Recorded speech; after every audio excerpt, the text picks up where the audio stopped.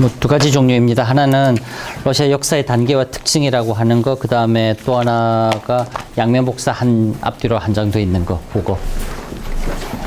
양면 복사 앞뒤로 한장되어 있는 거 하고, 그거 받으셨나요? 호치키스로 찍힌 거 하나, 호치키스 안 찍힌 거 하나. 다 받았어요. 남는 거 주세요. 네. 고맙습니다.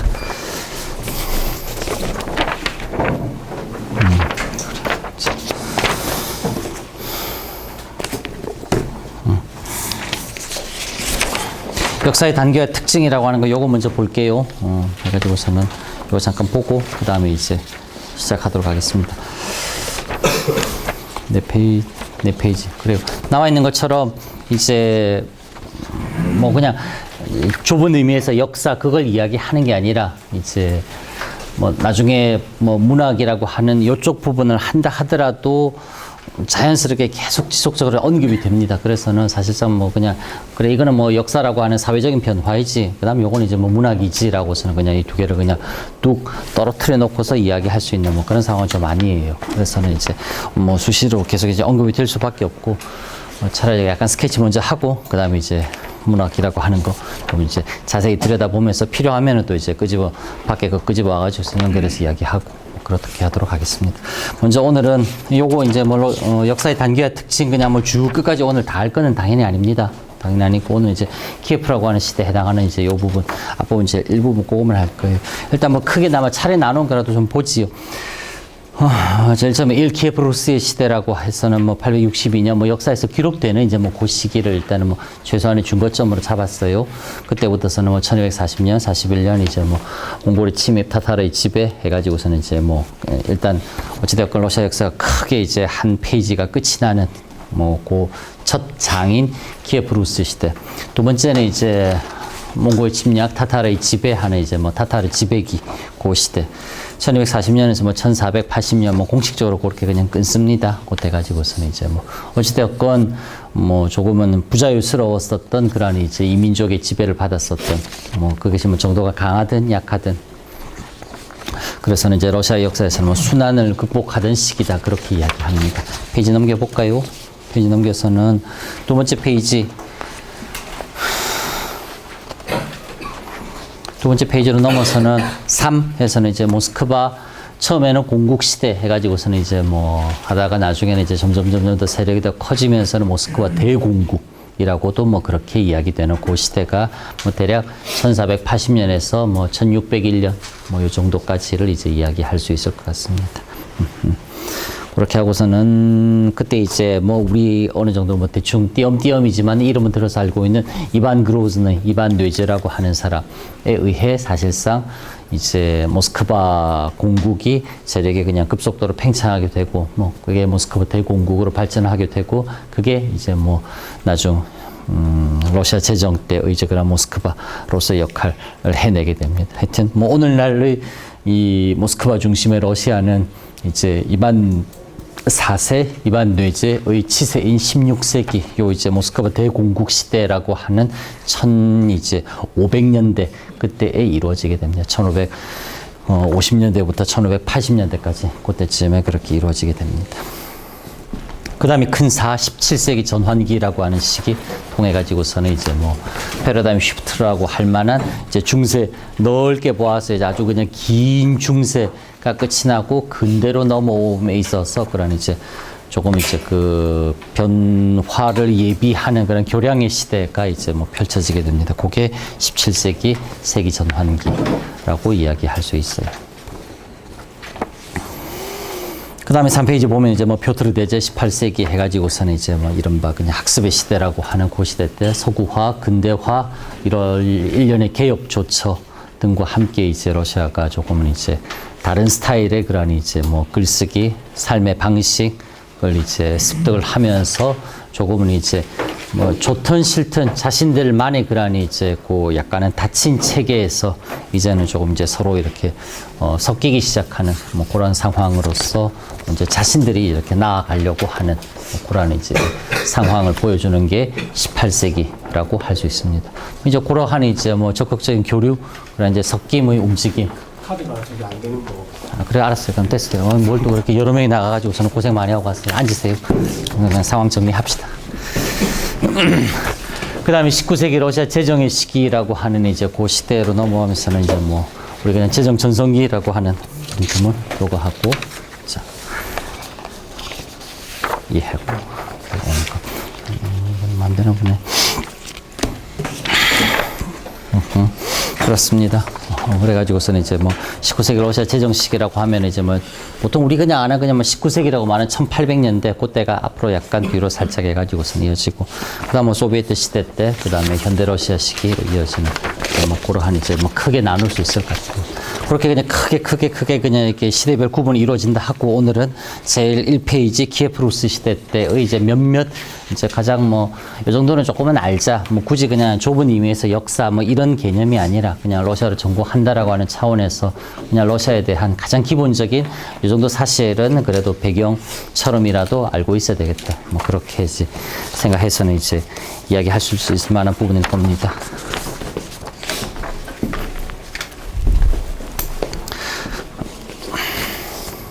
동슬라브라고 말하면은 여러분들은 그냥 저는 그냥 이제 정확성 이제 어디까지나 이제 용어의 규정이라고 하는 것이 이제 많은 것들을 의미하는 만큼 역사적인 시대 규정 뭐 등등등 저는 계속 그냥 동슬라브라고 이야기할 겁니다. 수업 시간에 동슬라브라고 이야기하면은 여러분들은 뭐 요거는 조금 이제 뭐 관행적으로라도 그냥 아 러시아 이야기하는 거구나 그렇게 이제 뭐 알아들으면 될 거예요. 물론 뭐 그건 이제 이해의 편의를 위해서 그냥 여러분들을 러시아로 이해하세요라고 말하는 거지만은 사실 정확하게는 뭐 러시아만 이야기하는 게 아니라 어디까지나 오늘날 우크라이나의 그러저러한 이제 뭐 조상이라고 할 수 있을 만한 그 시대, 오늘날 벨라루스라고 하는 국가의 조상이라고 할 수 있을 만한 그 시대까지 다 이렇게 항상 이제 같이 이렇게 섞어서 같이 포함해서 이제 이야기하는 뭐 그 상황입니다. 키예프 루스 시대 동슬라브 러시아 역사의 시작이라고 이야기할 수 있습니다. 일단 먼저 그냥 아웃라인을 위해서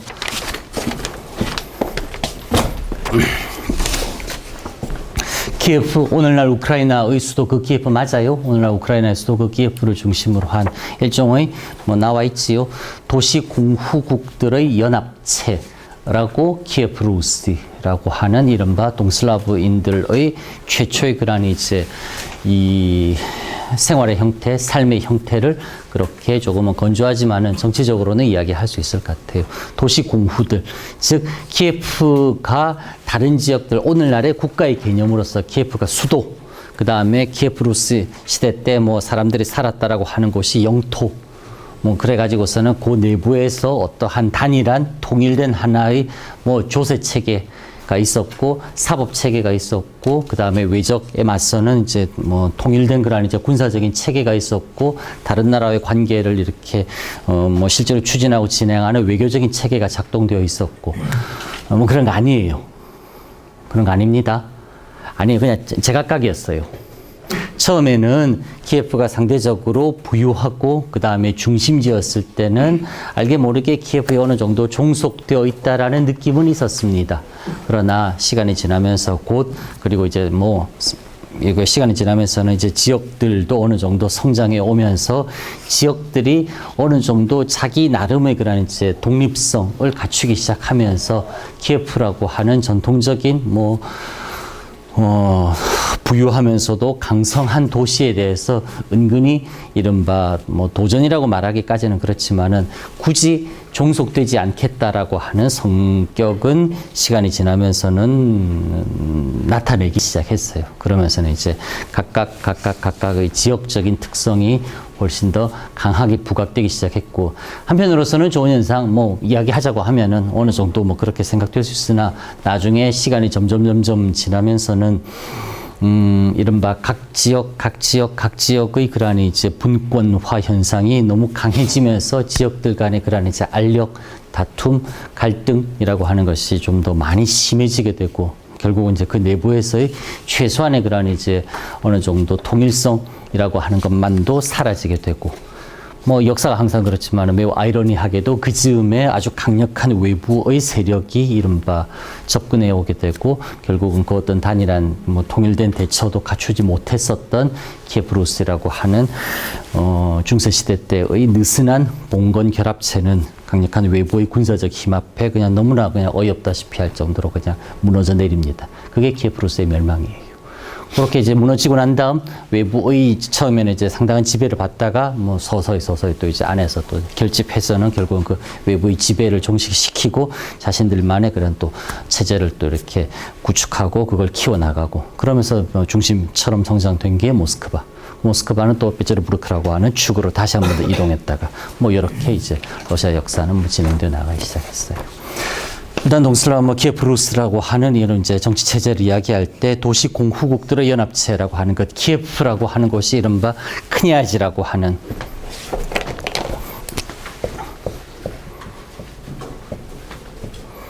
크냐즈 공후라고 하는 사람, 이 다스리는 크냐 유에스트보라고 하면서는 공국이라고 하는 공후국 해가지고서는 그 공후가 다스리는 일정 영역이 사실상 공후의 독립적이면서도 배타적인 이제 공후의 그런 이제 독자적인 그런 이제 통치 영역처럼 그렇게 서로 간에 인정 다 했어요. 그래서는 키예프라고 하는 곳, 뭐 정확하게는 키예프 공국은 키예프의 공후가 직접 다스리는 곳. 그 옆의 뭐 예를 들자면 체르니고프라고 하는 오늘날 우크라이나의 또 다른 도시가 있습니다. 체르니고프 공국은 체르니고프라고 하는 그 도시를 다스리던 공후가 역시 직접 관할하는 곳. 노브고로트라고 하는 곳은 노브고로트의 공후가 역시 직접 다스리는 곳.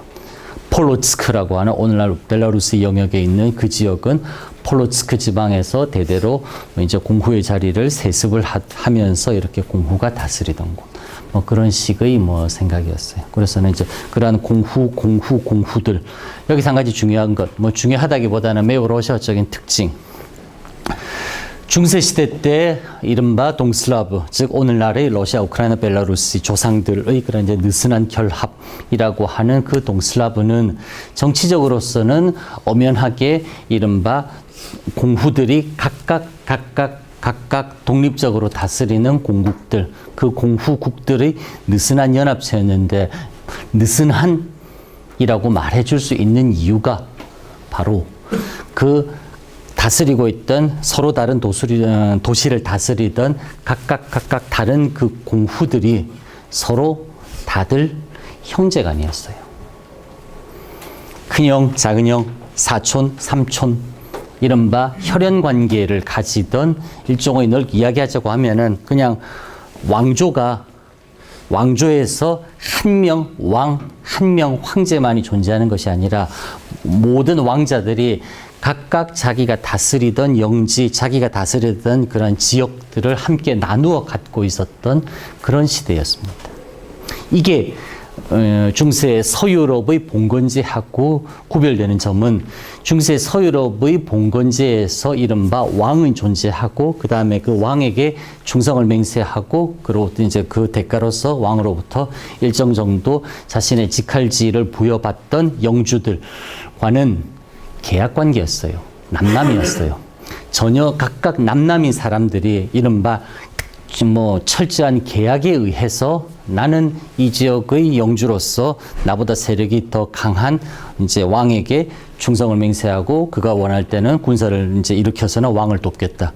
거기에 대한 대가로서 왕은 그렇다고 하면은 네 지역에 대해서 조세권이라든지 통치권, 사법권은 당신 영주를에게 인정하노라라고 하는 계약에 의해서 전혀 다른 이제 남남이 계약에 의해서 이제 형성된 게 중세 유럽의 봉건 제도였다라고 하면은 키예프-루스 시대 때의 도시 공후국들의 연합체라고 하는 것은 그러한 각각 독립된 성격의 공후들이 다스리던 이른바 그 공후의 통치 지역, 그 지역들을 하나로 묶어줄 수 있는 힘은 있었으니 그 힘이라고 하는 것은 바로 이 공후들은 서로 다들 어쨌건 조금 상대적으로 가까운 형제이건 친형제이건 사촌간이건 사촌에서 한 번 더 넘어가건 어찌되었건 보아서는 크게는 하나의 혈족이었어요. 그게 키예프 루스라고 하는 이른바 동슬라브인들의 최초의 국가 형태라고 말할 수 있을 그 정치체의 가장 큰 특징입니다. 처음에는 키예프라고 하는 도시를 다스리던 공후, 키예프가 가장 크고 부유하고 강성하고 이른바 드네프르 강을 타고 흑해로 나아가서 비잔틴과 연결됐고 뭐 이제 가장 강력하면서도 이렇게 차원 높은 외부 세계와의 연결고리 관문으로서 키예프라고 하는 도시를 다스리는 공후의 세력이 다른 이러저러한 공후의 세력들을 압도해 있었습니다. 그러니까 형제들 중에서 제일 큰 형이 그냥 당연히 키예프를 다스리는 것으로 그렇게 하면서는 그 키예프의 왕위가 그 다음 아들, 즉 그 다음 둘째 형이 아니라 키예프 공후가 죽으면은 죽은 공후의 장남, 그 동생에게 넘어가는 것이 아니라 이런 식으로 이렇게 내려갔는데 뭐 당연히 시간 지나면서는 이렇게 자손들이 번창하고 사람들이 많아지고 그 다음에 지역들이 발달하고 하면서는 은근하게 이른바 왕이라 말하는 이제 그 공후 계승의 그런 이제 이걸 둘러싸고서는 뭐 갈등, 서로 각자의 의견, 입장이 충분히 부딪힐 수 있는 상황들이 벌어지면서는 이제 조금씩 틀어지기 시작하고 심지어는 뭐 이야기하기로서는 군사적인 무력 충돌까지도 내부에서 벌어지기도 하는 등 이제 그러한 이제 약간은 이제 지금 우리 상황에서는 조금 생각하기 힘든 그런 이제 이 단계들을 거쳐갔습니다. 가만히 생각해 보면은 오히려 어떻게 그렇게 낯설지는 않을 것 같아요. 외부 입장에서 우리 역사를 들여다본다고 할 때도 삼국시대를 들여다본다고 할 때도 예를 들어 가지고서는 자기들끼리 얼마든지 삼국시대에서 고구려 백제, 백제 신라, 고구려 신라 이런 식으로 부딪히고 갈등하고 하는 양상, 물론 키예프 루스 시대 때와는 다르지만은 내부에서 그런 이제 갈등, 알력 분쟁이라고 하는 것은 분명 국가처럼 나뉘어져 있으나 그러나 사실 크게 다르지 않은 상태에서 그런 또 국가들의 그런 이제 갈등이라고 하는 점에서는 키예프 루스의 그 이제 이러한 모습이 한편으로는 조금은 특징적이다라고 여겨질 수 있지만은 또 한편으로서는 어느 정도 일반적이면서도 보편적인 상황으로는 충분히 수렴될 수 있겠구나라고 하는 것도 생각할 수 있을 겁니다. 그래요. 그런 정도 해서는 이야기 다 했습니다. 그 다음에 하나 요거 이야기할게요.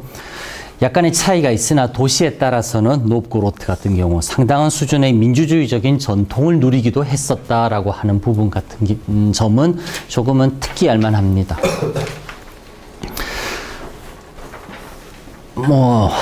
그래서는 안 되지만은 어쨌건 그렇게 생각을 많이 합니다. 뭐라고? 이반 그로즈너의 이반 뇌제와 같은 강력한 이른바 피를 부르던 독재자가 다스렸던 곳 러시아. 러시아의 조상쯤이 되는 모스크바 대공공. 그 다음에 19세기 러시아 제정 때의 수많은 그런 이제 강력한 전제주의 이른바 황제들. 니콜라 1세와 같은 아주 그냥 강력한 그런 이제 황제권을 이제 휘둘렀던 사람들. 그 다음에 세계 역사상에서 유례가 없다 싶은 혁명을 통해서 정치 체제를 완전히 뒤집어 엎고 이른바 전체주의 체제라고 하는 공산주의 체제를 이룩해내고 그 공산주의 체제의 지배자로서 아주 가혹하면서도 그냥 도저히 20세기 현대의 정치 형태이다 라고 믿기 힘들 정도의 독재를 행사했었던 소비에트 시대 때의 지도자들, 스탈린, 여전히 21세기에 들어서 푸틴이라고 하는 이른바 반독재 군주와 같은 인물이 나타나서 지배하고 있는 나라로서의 러시아를 계속적으로 생각하다 보면은 러시아의 가장 최초의 국가 형태라고 할 수 있을 키예프 루스라고 하는 이 시대, 뭘 그런 걸 보냐, 거기는 봐봐, 이 역사적인 여지껏 흘러온 걔네들의 DNA를 본다고 했을 때 걔네들의 조상은 오죽했겠냐. 차라리 후손들보다 더하면 더했지. 조상들이 차라리 후손들보다 훨씬 민주적이었다. 민주적이 무엇인가라고 하는 것에 대한 논의는 약간 제쳐놓는다 하더라도 그랬었겠냐? 라고 하는 생각을 합니다. 무의식 중에서라도. 무슨 말인지 알겠지요?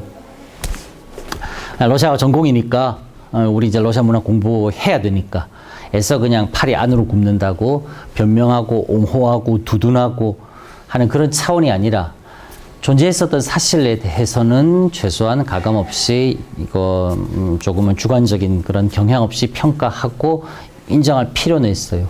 그 중에 하나처럼 이야기할 수 있는 게 바로 이 노브고로트라고 하는 도시. 상대적으로 모스크바에서 멀고 저 이제 발티해 쪽으로 나가는 출구 쪽에 가까운 곳이에요. 그래서는 10세기, 11세기, 12세기 게르만 상권들이 이른바 발티에 따라서는 쭉 팽창하면서 이제 이쪽을 통해 가지고선 러시아 쪽으로도 좀 들어오기도 했었습니다. 그래서 노브고로트 같은 경우는 일찍부터 이 한자 상권이라고 하는 이제 있고 게르만은 이제 이 상권들하고서는 접촉하면서는 그래도 나름 이제 일찍부터 발달해 나가기 시작한 도시 중의 한 군데예요. 노브고로트는 이름부터가 좀 특이합니다.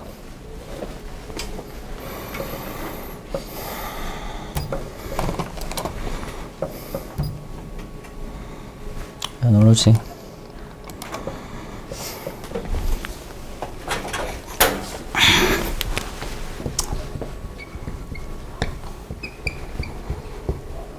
노브고로트.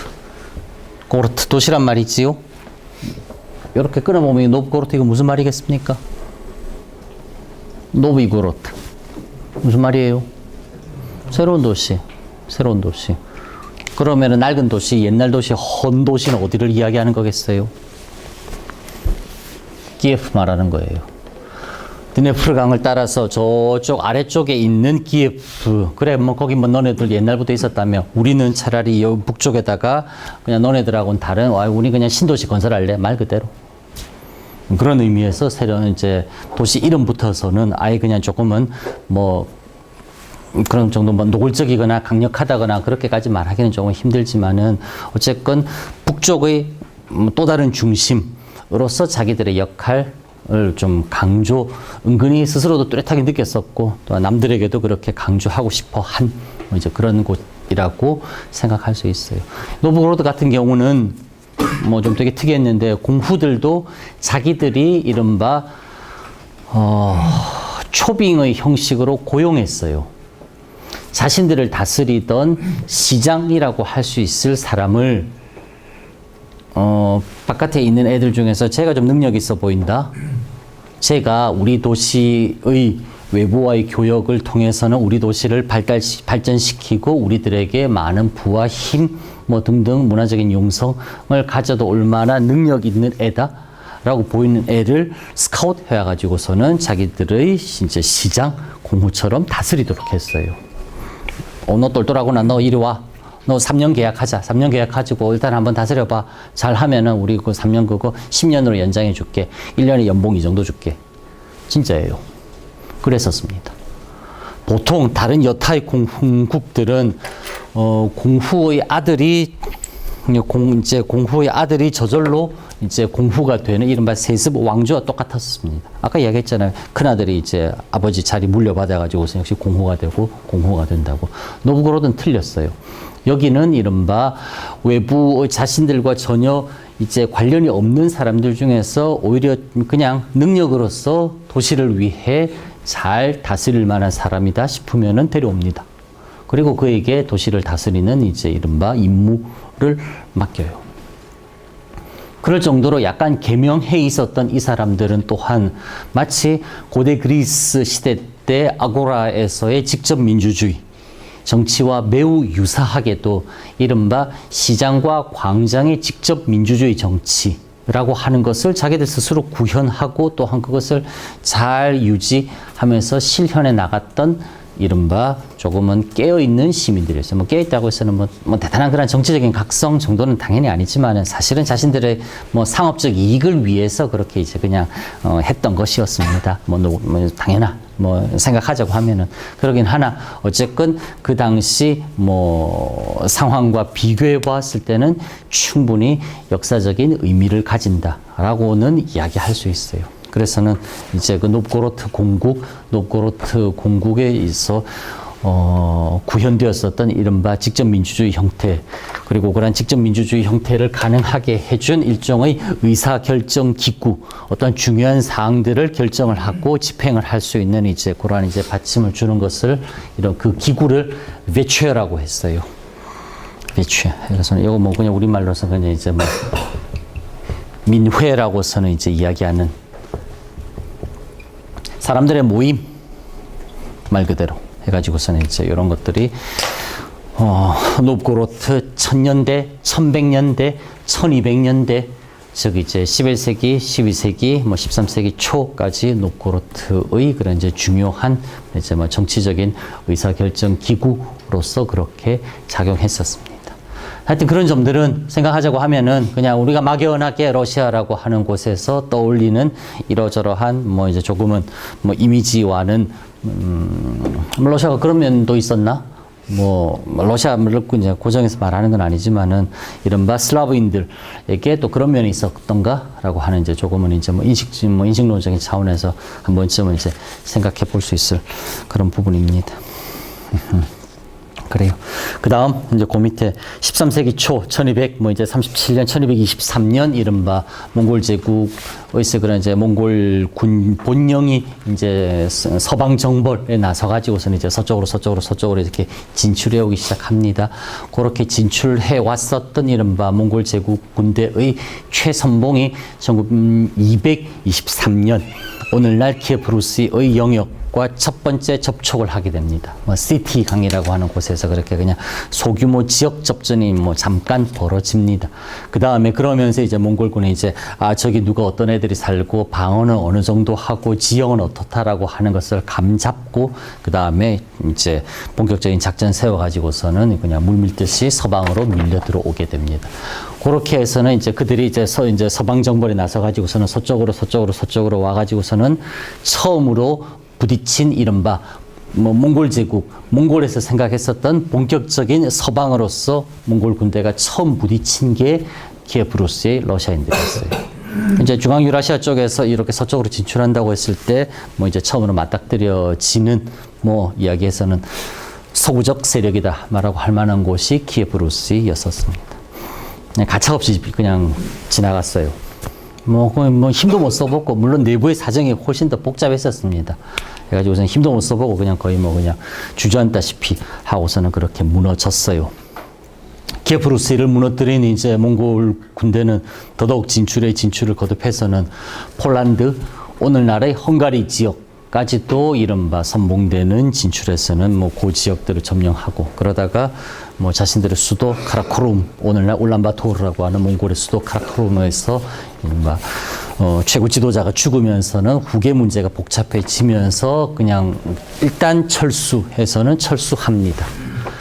그러면서 서유럽이 이른바 어느 정도 한숨을 돌리고 조금 전열을 재정비하고 그다음 또 몽골은 또 자신들의 문제로 인해 가지고서는 이제 그 후속 문제가 정리가 안 되면서는 그러면서 약간은 조금은 어정쩡하게 대략 그냥 철저하게 무너뜨렸었던 키예프-루스, 이게 약간 경계선처럼 작용하면서 키예프-루스 정도까지는 이른바 몽골, 그리고 몽골에서 가장 강력한 직접 지배를 받던 타타르가 이렇게 그냥 통치하던 영역처럼 남겨지고, 키예프-루스의 바깥으로서는 이제 그래도 뭐 직접적으로 손은 닿지 않는 이제 중앙 유라시아 지역의 이제 유목 민족들의 지배가 직접적으로는 닿지 않는 영역.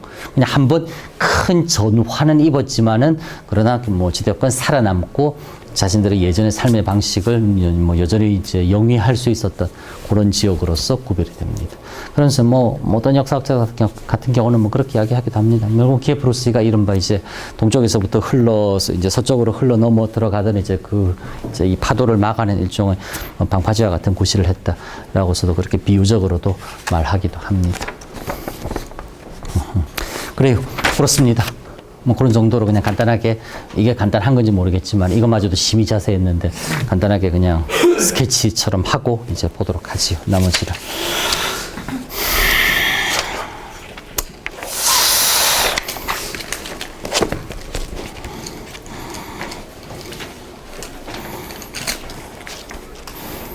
책들 좀 읽어왔어요? 교재 좀 읽어봤어요? 시간 많이 줬지요? 자, 보도록 하겠습니다. 몇 페이지부터 보면 됩니까?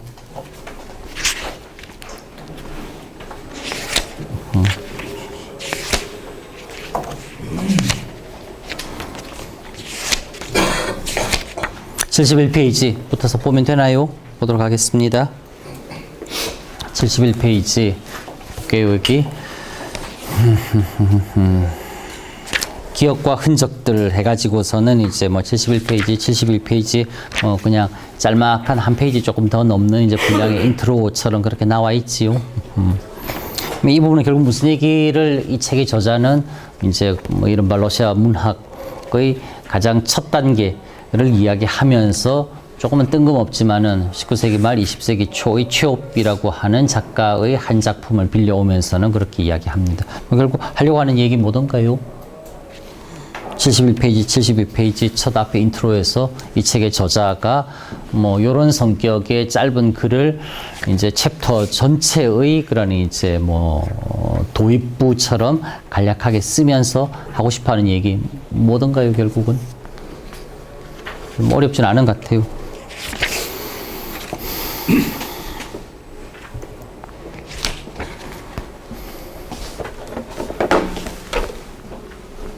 뭐였습니까?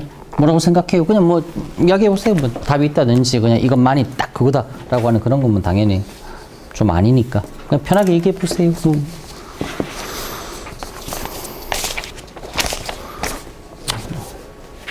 편하게 얘기하라고 하더라도 뭐 우리가 얘기 안 하고 조금 있으면 선생님이 답답해갖고 자기가 이야기하고 넘어가겠지.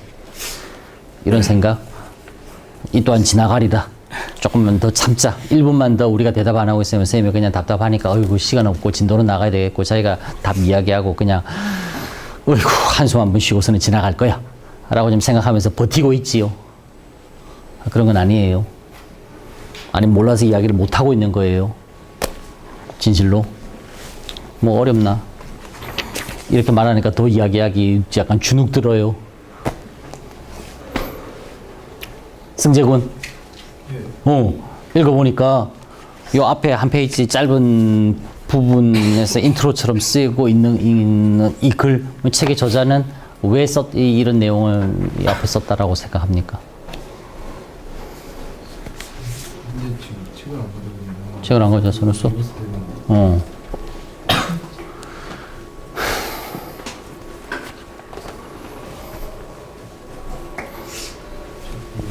잘 모르겠다. 승진군, 그래요. 읽어보니 무슨 느낌이었어요? 그냥 러시아 문화를 이해하는 데 있어서 역사적 흐름을 무시할 수 없다.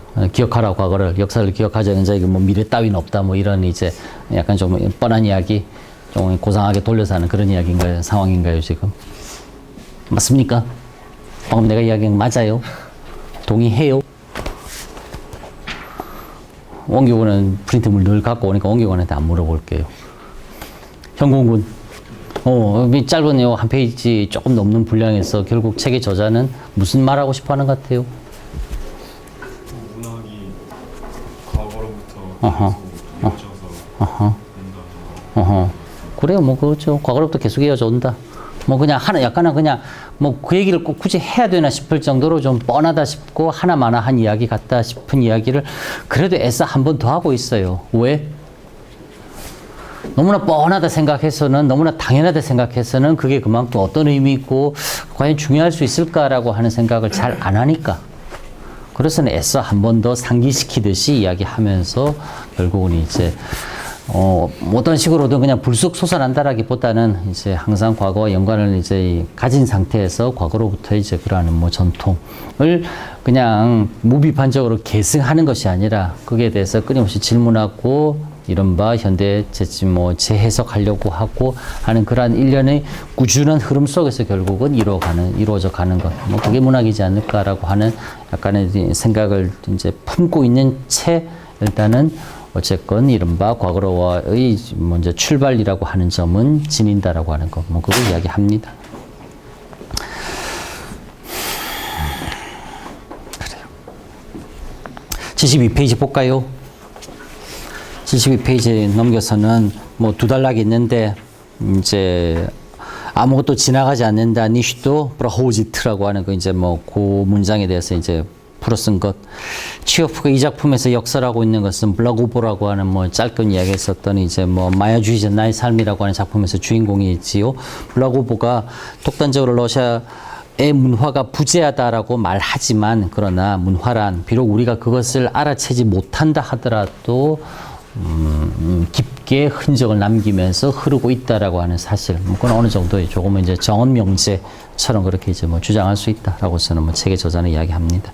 흔히 러시아 문학을 주목할 때 그 시기를 러시아 문학이 세계 문학에 등장하여 중요한 축을 이룬 19세기 이후로 제한하는 경향이 있다. 뭐 다들 그렇게 합니다, 사실은. 그렇지만 이 시기에 러시아 문학이 어느 날 갑자기 생성된 것은 당연히 아니다. 누구나 얼른 떠올리는 19세기, 20세기의 뭐 상대적으로 우리에게 익숙하면서도 뭐 좀 더 직접적으로 강하게 다가오는 러시아 문학은 고대 러시아 문학의 흐름에 연결되어 있는 것이다 라고서는 그냥 이제 여기서부터 이제 본격적으로 이 사람 하고 싶은 말 나오네요.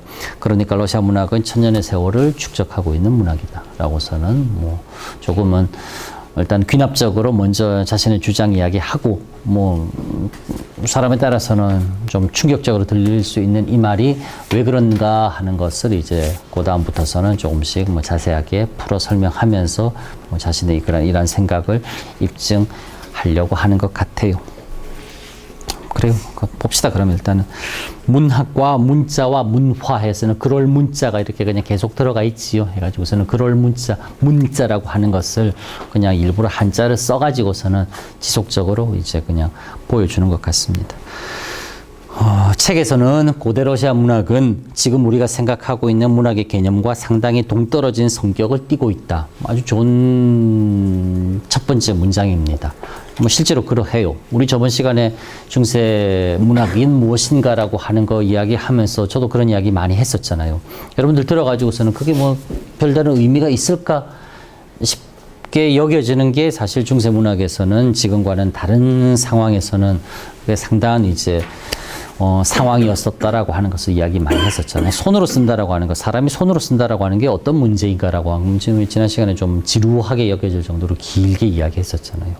편집을 한다라고 하는 거, 당연히 편집할 수 있는 거 아닌가? 단순한 그냥 에디팅의 문제가 아니라 아예 그냥 완전하게 그냥 다르게 편집하고 여러 가지 중에서 골라 뽑아가지고서는 뭔가 또 다른 것이 만들어질 수 있다라고 하는 것. 뭐 그런 문제들, 좀 다른 환경에서 존재했었다라고 하는 것. 지난 시간에도 길게 이야기했습니다.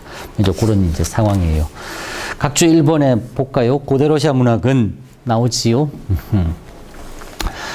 논란이 있을 수 있는 부분이다라고 하는 것을 이 책의 저자 또한 당연히 알고 있습니다. 그래서는 각주 1번에 고대 러시아 문학이라고 하는 그 용어 규정 자체에 대해서 이제 자신의 생각을 쓰고 있어요. 즉, 남들 다 그렇게 쓰니까 나도 관습적으로, 나도 그냥 아주 그냥 관례적으로 그냥 고대 러시아 문학, 올드 러시안 리터레처, 드레브네 루스카야 리테라투라, 고대 러시아 문학 그렇게 쓰는 게 아니라 고민을 해보더라도 결국 고대 러시아 문학으로 쓸 수밖에 없고 그렇게 사람들이 써온 데는 이유가 있겠다. 나도 그래서 그렇게 쓴다라고 하는 것을 각주 1번에서 분명하게 밝혀줍니다. 그냥 이제 무비판적으로 그냥 별다른 뚜렷한 자각의식 없이 그냥 이렇게 쓰는 게 아니라 나도 역시 충분히 고민한 끝에 이렇게밖에 쓸 수 없었노라 라고 하는 자신의 이제 이야기가 나옵니다. 잠깐 읽어볼게요. 11세기부터 17세기 각주 1번입니다. 72페이지 각주 2번. 러시아 문학을 고대 러시아 문학이라고 부른다. 뭐 이렇게 단어를 두 개를 띄어가지고 말하기도 합니다. 드레브냐야, 로스카야, 리테라투라. 저는 그냥 고대 러시아는 하나를 합쳐가지고 한 단어 처리해서는 드레브nye, 로스카야, 리테라투라. 그거는 뭐 큰 차이는 없는 겁니다. 이 고대라는 용어가 드레브니 오래된 아주 한참 이전에 뭐 러시아에서 그런 고대라는 용어가 통상 서로마 제국이 붕괴되는 5세기경까지를 고대라 부르는 서구의 역사 구분과 충돌하여 혼동을 일으키기도 한다. 우리가 일반적으로 알고 있는 이른바 서구의 뭐 좁은 의미의 역사가 아니라 서구 세계의 변화의 큰 단계는 이제 뭐 찬란한 문명을 이루었었던 로마 제국이 결국은 이제 침입한 훈족이라고 하는 이른바 뭐 이민족의 침입으로 로마 제국이 멸망하는 그때까지를 이제 고대 시대라고 나누어 가지고서는 기원전 이후의 그리스 시대, 그 다음에 로마 제국 시대 이렇게 고대라 나누고 그 다음에 로마 제국 멸망 이후까지는 중세로 끊어가지고 나가는데 이제 지금 우리가 이야기하는 이제 이 고대라고 하는 그 습관적으로 러시아에서 말하는 이게 서유럽 일반에서는 고대라고 하는 것은 로마 제국의 멸망으로 끝나는 이른바 393년, 한 4세기경으로 고대는 서유럽 일반에서는 끝이 나는데 러시아에서는 11세기, 12세기, 10세기, 17세기 심지어 이런 걸 여전히 고대라고 부르는 것. 그게 이제 한마디로 이제 당혹스러움, 의아함, 혼동을 불러온다는 말이에요. 설명을 합니다.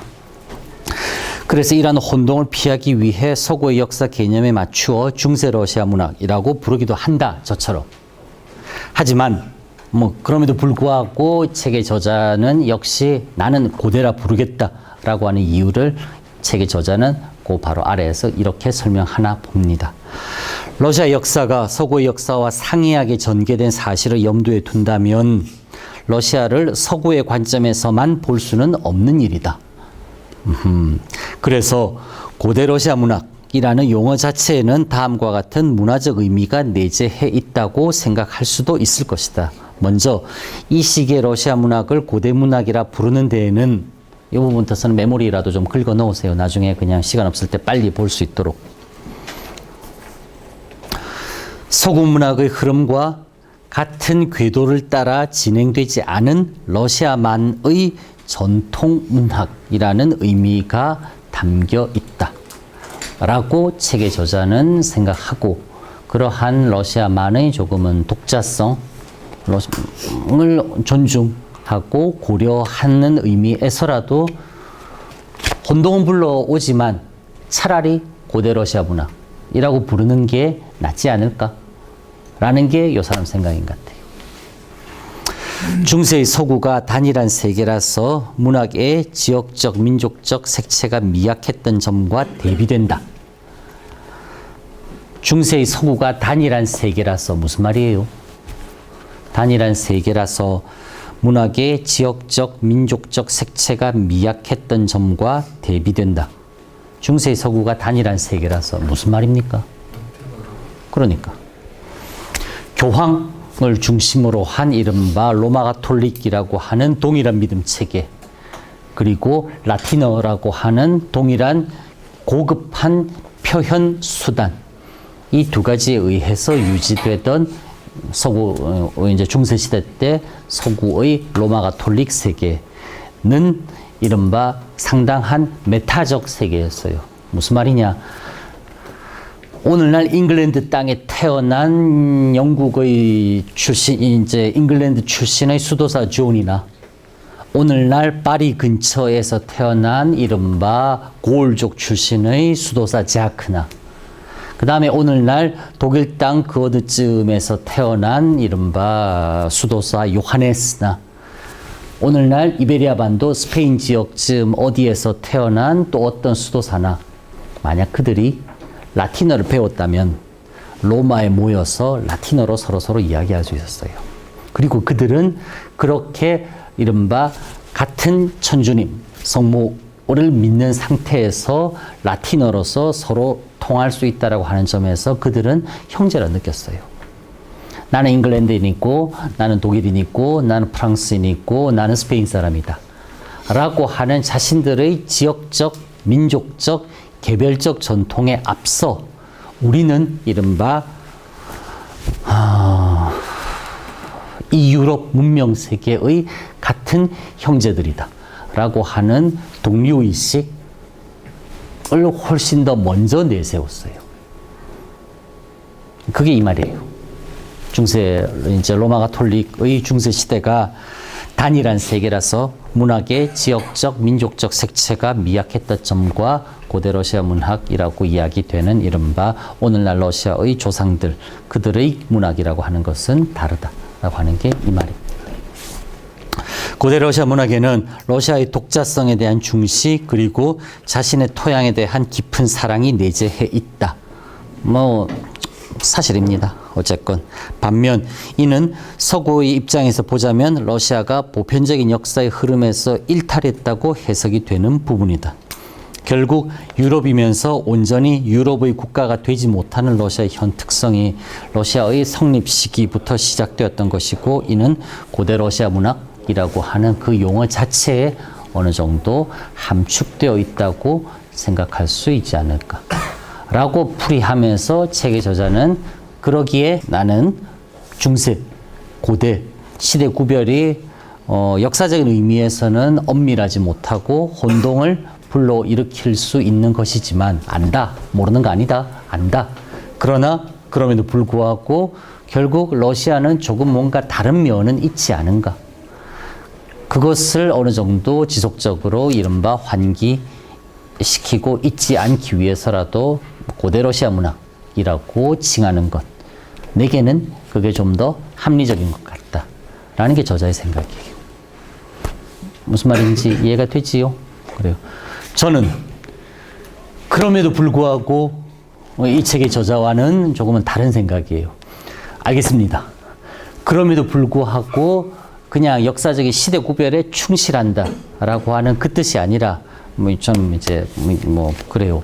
학과 선배님이에요. 지금 성균관대학교 교수로 계시고 책도 여러 권 읽고 해가지고 오정우라고 하는 이름을 쳐보면 많이 나와요. 해가지고서는 훌륭한 분이에요. 이 점에 대해서는 이제 약간 다르게 생각하는 부분인데 충분히 그런 러시아의 독자성, 러시아만의 어떠한 특이함, 러시아만의 조금 이제 개별적인 면 인정합니다.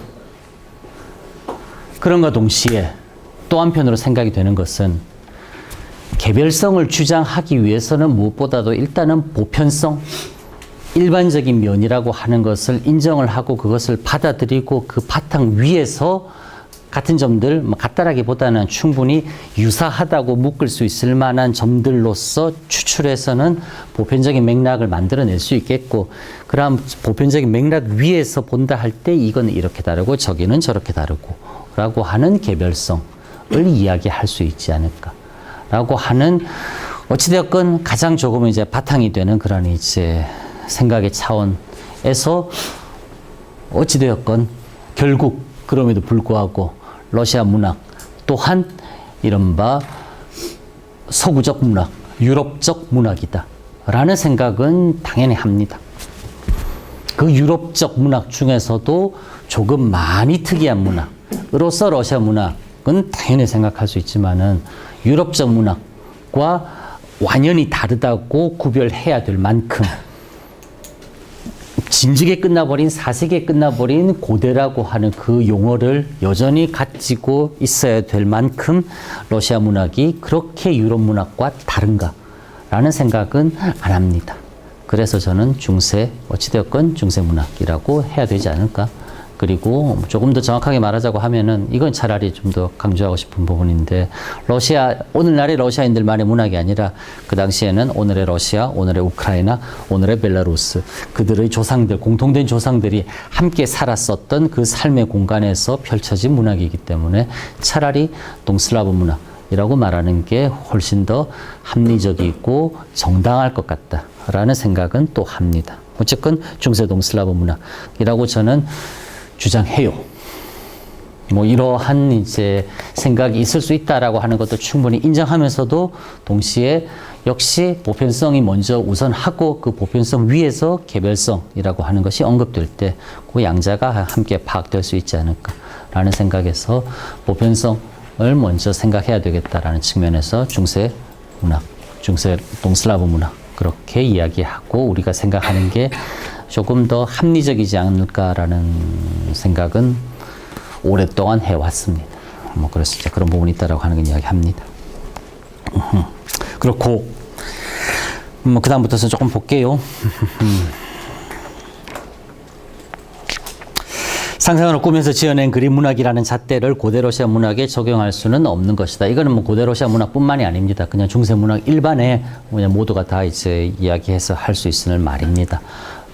이때까지만 하더라도 이른바 이제 이 픽션 허구라고 하는 것이 문학이 된다라고 하는 생각을 중세 시대 때는 사실은 그렇게 쉽게 다들 하지는 못했었습니다. 러시아뿐만 아니라 서유럽 또한. 그런데 한편으로는 고대 러시아 문학이라고 하는 통에 책에서 고대 러시아 문학 나와 있는 것은 그냥 책 읽는 대로 그냥 그렇게 읽는 겁니다. 그거는 이제 혼동을 하지는 말고, 고대 러시아 문학을 통해 문학의 범주에 포함되는 글이 요즘처럼 지극히 한정되어야 되는가에 대해 의문을 표하지 않을 수는 없다. 한 번쯤 우리 생각해 본다라는 말이죠. 문학의 범주가 영구 불변하는 객관적인 카테고리일 수는 없기 때문이다 라고 이야기해요. 이건 뭐 정확하진 않지만 계속 늘어나는 거니까 뭐 당연히 변동은 있을 수 있지만 중세 러시아 시대는 중세 동슬라브 시대 때 이른바 기록으로 남겨진 그러저러한 문자 텍스트들을 그래도 최소한의 내용상 분류를 해본다고 했을 때 한 670종 가량 된다고 합니다. 뭐가 많아요. 670종. 우리 생각하는 것보다도 훨씬 더 많이 몇백 년 전의 사람들은 아주 그냥 지독하면서도 아주 그냥 가열차게 그 어두컴컴한 승방에서 촛불 하나 밝혀놓고선 거기다 계속 뭘 쓰고 있었어요. 인간이라고 하는 존재들은. 어쨌건 670종쯤의 이른바 글자로 남겨진 문자 텍스트가 존재하고 그것을 이제 내용별로 그 정도 분류할 수 있다고 할 때 지금 21세기의 대략적이나마 느슨한 개념으로서 문학이라고 하는 걸 적용시켜서 판단해 본다고 할 때 그 670종 중에서 놀라지 마세요. 불과 20종 정도를 오늘날 우리가 그래 이게 이런 게 문학 아닌가? 문학 되려고 하면 이런 게 문학이겠지? 라고 생각할 수 있는 그 범위 안으로 들어온다고 합니다. 그리고 흔히 이른바 학교에서 배우는 중세 러시아 문학, 중세 동슬라브 문학, 뭐 문학 러시아에서 나오는 중세 동슬라브 문학, 문학사 교과서, 그 다음에 본격적으로 연구한다라고 하는 부류들에서 연구하는 게 요 20종. 그리고 요 20종에서 약간 더 넘어가는 정도를 연구해요. 나머지는 누가 봅니까? 언어학, 어학 하시는 분들이 많이 봐요.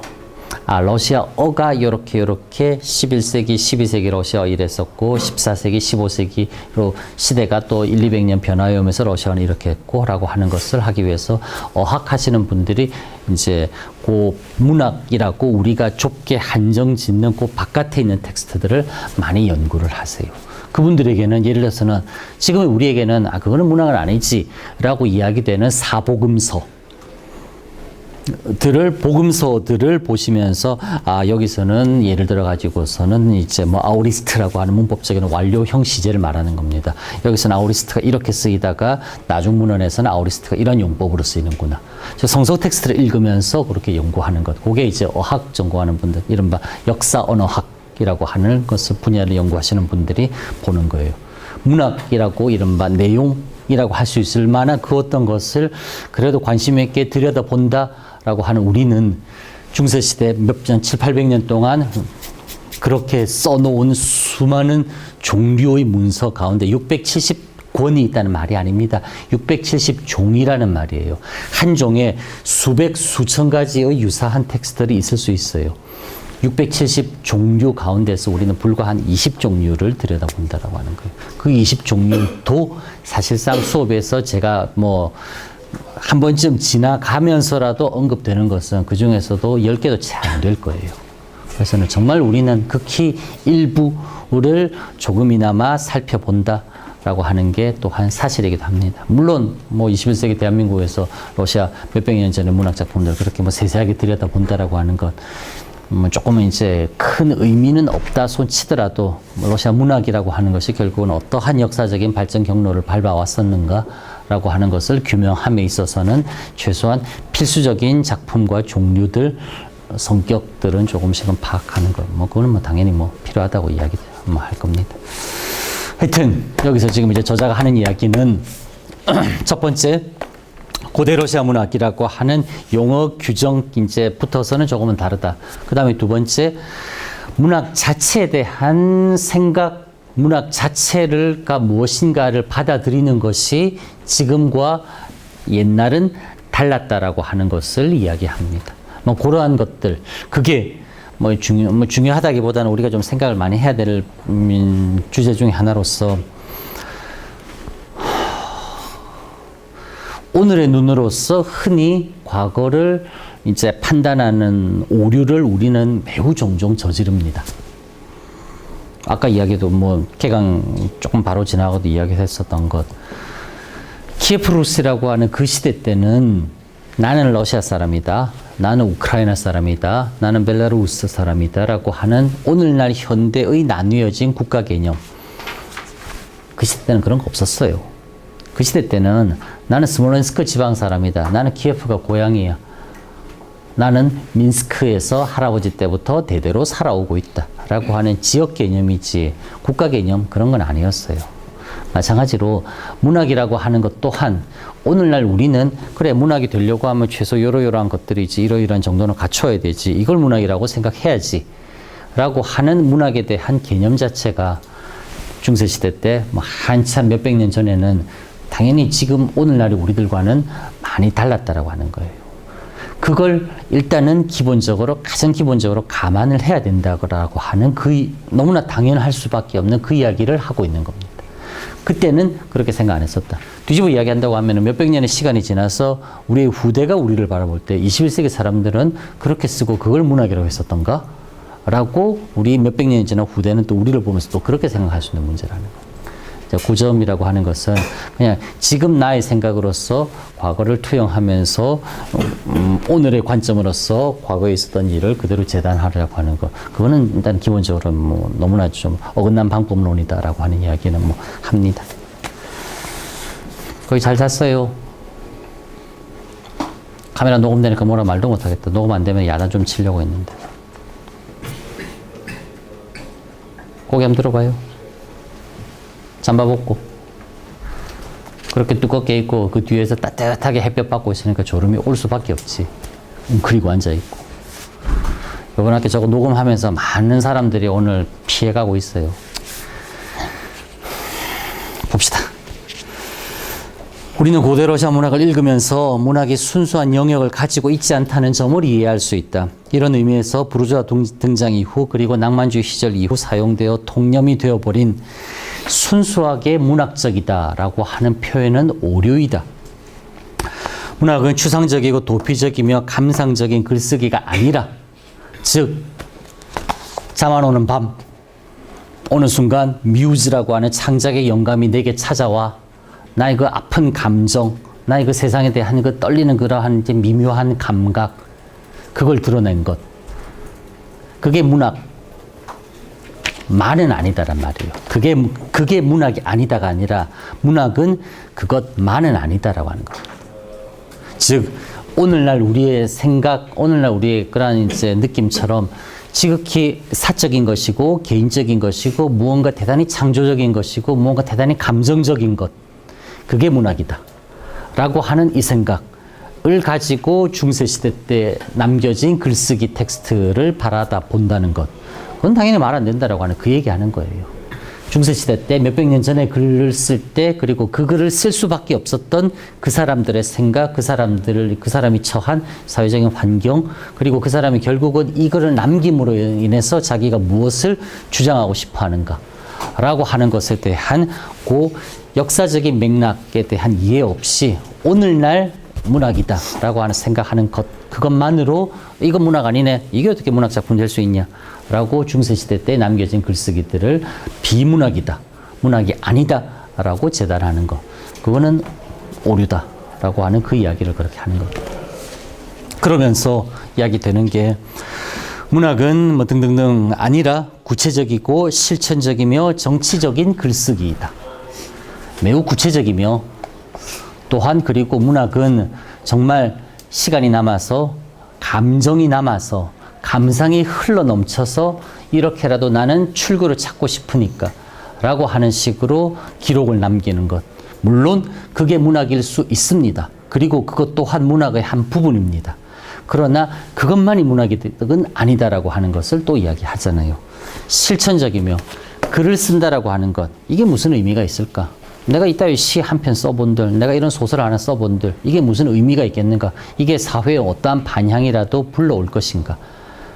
라고 하는 생각이 아니라 시를 한 편 쓴다라고 하는 것, 소설을 하나 남긴다라고 하는 것, 드라마 작품을 하나 쓴다라고 하는 것, 사실 이것만큼 어떻게 생각하자고 하면은 더욱 구체적이고 더욱 직접적이며 더욱 강한 이른바 사회 구성원으로서 나의 생각의 실현, 그리고 그것의 표출, 실천은 또한 더없이 없을 수 없다. 이것이 가장 강력한 이른바 내 생각의 표현이고 나의 가장 강력한 구체적인 실천이다. 라고 생각해야 되는 것. 그게 어떻게 생각하자고 하면은 문학일 수 있지 않을까. 라고서는 문학이라고 하는 건 그냥 아주 그냥 개인적인 영역만 돌리는 것이 아니라 개인적인 영역이 중요한 만큼 그게 안 중요하다. 그것은 문학이 아니다. 그 뜻이 아니에요. 그게 문학이다라고 지금 일반적으로 생각되는 것만큼 그것 말고 다른 종류의 다른 의도된 다른 것을 뚜렷하게 겨냥한 이른바 글쓰기 또한 중세시대 때도 그렇고 지금도 그렇고 역시 문학이다라고 하는 그 이야기를 하는 겁니다. 한마디로 문학은 살아있는 글쓰기인 셈이다. 문학이라는 역어 번역말은 그 성격을 시사하는 바가 크다. 하고서는 일단 뭐 조금 이제 뭐 약간은 이제 먼저 자기 주장을 갖다가 조금 이렇게 강하게 드러내고 이제 살짝 이제 한 톤 다운 시켜 가지고서는 이제 조금 부드럽게 설명하기 시작합니다. 문학은 엄밀하게 말해 문자로 쓰인 텍스트를 말한다. 문자는 관습과 규약의 체계라는 점에서 그것을 사용하는 문화권과 밀접하게 관련된다. 이렇게 문학과 문자와 문화는 모두 그럴 문자 한자로 계속 쓰고 있지요. 속성을 지니고 서로 연결된다. 문이라고 하는 그럴 문은 원래 붓으로 사람의 몸에 그린 무늬 모양을 본뜬 글자이다. 약간 조금은 그렇네요. 사람이 인에다가 붓으로 사람의 몸에 그린 무늬는 문신인가요? 재밌으라고 한 얘기인데 재미는 없구나. 미안해요. 무늬는 글자 문에 접사 의가 붙어 퍼진 낱말이다. 이것이 조금 충격적인 이야기입니다. 무슨 말인가요? 여기 좀 설명 나와 있잖아요. 이건 이제 조금 이분의 이제 약간 문에다가 뭐라고 나와 있어요? 문의라고 하는 요 말 이게 이리 퍼져 올라가서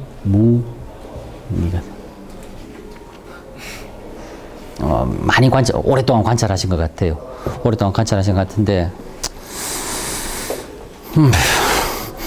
리테라 곧 문의는 텅 비어 무의미함이 주는 공포에서 벗어나고자 하는 인간의 본능에서 나온 것으로 자연이 무질서를 극복하고자 하는 사람에게 포착된 형상을 뜻하며 따라서 사람의 의미생산, 인간의 의미생산을 말한다. 문자는 그 자체가 바로 이러한 성격의 문의이며 그것을 사용하는 공동체 혹은 사회의 추상적 체제를 구상화한다. 말이 조금 어렵지요? 좀 어렵지요? 쉽게 그냥 읽으면서 아 그래 그렇네라고서는 술술술 읽혀지진 않지요? 책은 작고 분량은 많아 보이지 않지만은 그래도 두 번쯤은 꼼꼼하게 읽어야 이 사람이 이 책에서 말하려고 하는 게 이 뜻인가? 라고 하는 게 어렴풋하게나마 느낌이 옵니다. 그리고 이렇게 조금은 추상적이고 난해하다 싶은 진술을 이해해 보려고 하는 노력, 그게 결국은 지적으로 단련시키는 과정이에요. 물론 쉽게 쓰고 간결하게 쓰고 명확하게 써가지고서는 오해 없이 그 뜻이구나라고서는 명쾌하게 이해하는 것 좋은 책이고 좋은 글쓰기고 권장해야 될 글쓰기이긴 하나 그러나 깊은 사고를 할 수 있도록 해주는 이러한 종류의 글쓰기 또한 고려대학교 학생들이라고 하면 해야 돼요. 우리가 안 하면 누가 합니까? 할 줄 알아야 돼요, 여러분들은. 그래야 여러분들이 나는 그 학교를 졸업했다라고 나중에 남들한테 말할 수 있어요. 알겠지요?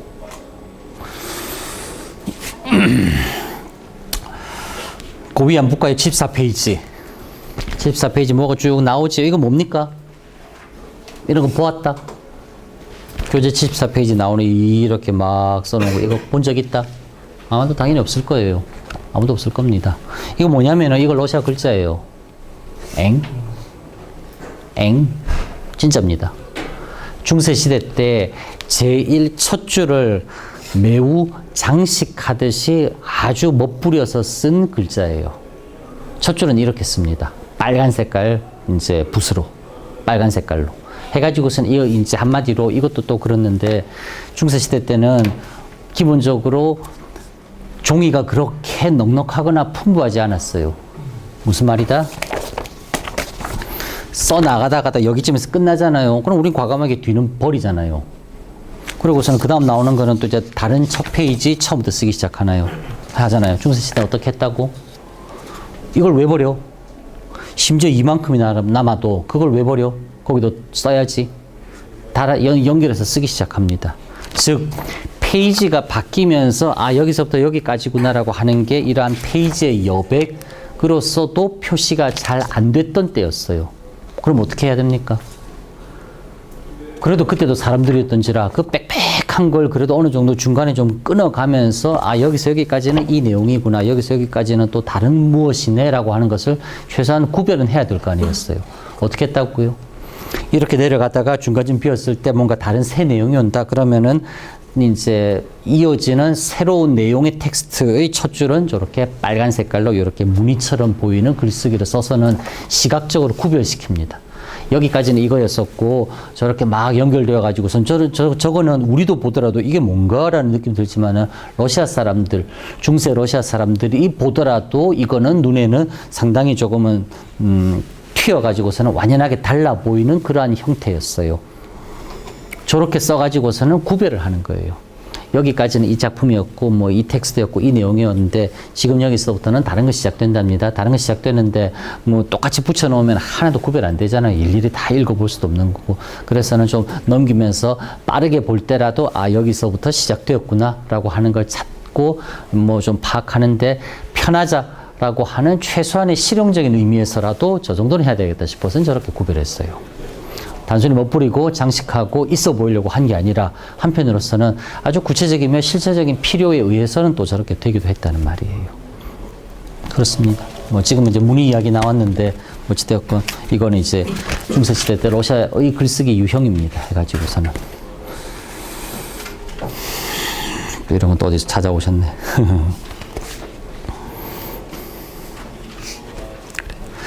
그래서 기록과 보존의 성격을 지니는 문자는 역사 시대를 가능케 했다. 일단 읽어보면서 약간 이제 의미를 파악합시다. 따라서 문자는 문화와 밀접한 관련을 갖게 된다. 문화는 시대별로 지역별로 해당 이데올로기가 작용하여 그것의 의미가 미세하게 달라지는 복합적인 개념이지만 뭐 이때나 저때나 조금씩 받아들여지면 이제는 심지어는 뭐 정치 문화, 정치 공학이라고 하는 말도 나오면서 문화 공학이라고 하는 것이 뭐 그거랑 결합이 될까라고 싶었던 것마저도 이제는 뭐 결합되어 가지고서 하잖아요. 비즈니스 문화 뭐 이런 식으로 해가지고서 문화라고 하는 것 지역에 따라서 뭐 지역에 따라서 시대에 따라서 얼마든지 다르게 쓸 수 있기 때문에 조금 그거 있지만은 그러나 원래 제일 처음 뜻을 찾아보자고 하면은 본래는 라틴어에서 유래한 굴투라가 원래 워낙 경작, 재배를 뜻하듯 그것을 문의 상태로 되다라고 하는 의미를 지닌다. 유사한 문의 패턴을 지닌 사회를 문화권이라 부르는 것도 이런 이유에서였다. 그래서 야만이나 미개를 운운하며 사람들을 때론 상스럽게 만드는 문화, 뭐 한자가 좀 다릅니다. 달리 상대주의를 함축하는 문화에서는 효용보다는 의미가 중시된다.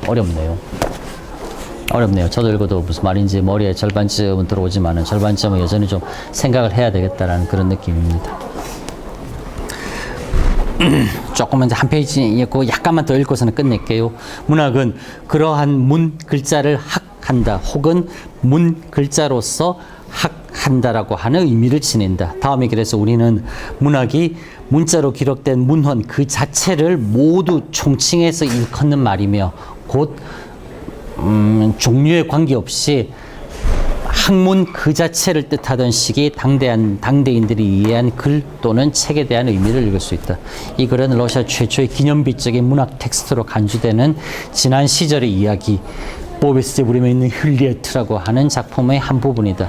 여기서 우리는 현재의 문학이 지닌 가치도 느낄 수 있다. 해가지고서는 나오지요.